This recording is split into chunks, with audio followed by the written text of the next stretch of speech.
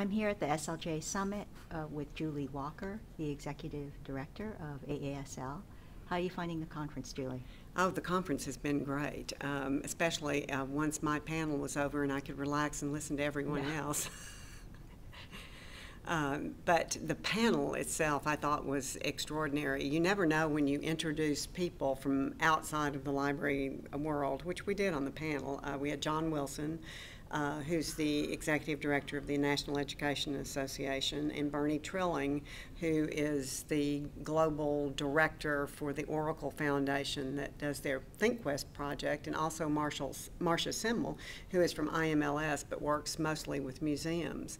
And so these were some very different perspectives on 21st century skills. Mm-hmm. So you always wonder how people are going to, you react to hearing messengers from a different land.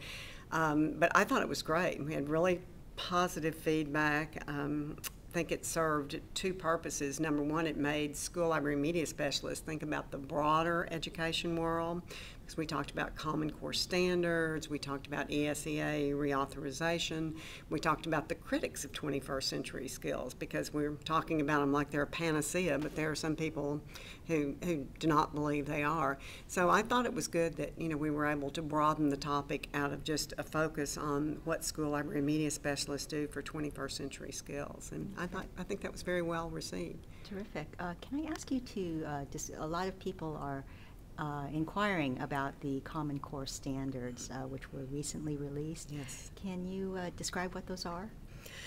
Well, there are 48 states now, I believe, that have come together under the umbrella of two national organizations, the National Governors Association and the Council of Chief State School Officers. And a group of those two core leadership, governor, chief state school officers, got together and decided that if the United States was ever going to be competitive in a global sense, embrace 21st century skills, then they had to have a set of standards that would be at least similar from state to state. And so they came together to put together voluntary standards, because as you know, states are in charge of education, and so the federal government would never be able to mandate a federal curriculum. And these, again, are not curriculum, they are standards.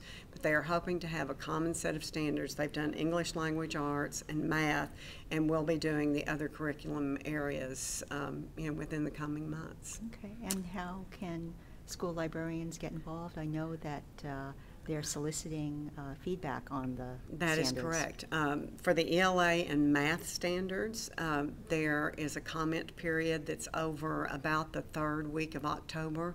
So, of course, I'm sure school librarians can use Google. So if they just Google Common Core Standards or go to the National Governors Association site or the CCSSO site, it will take them directly to where they can provide comment.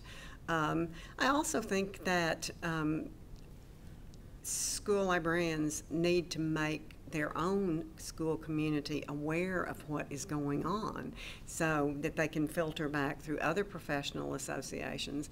And also, if the governor's on board and the chief state school officer's on board, there's somebody in their state who's working on this project. So find out who that is, contact them, get really involved to that level, because once the standards are approved, they're going to go through and create what they're calling grade bands, and that will get down into more specifics for the grades. So any way that they can involve themselves, from reading them and disseminating them, from making comments on the website. But if they really want to get involved, find out who the movers are in their state and contact them and be directly involved. Very good.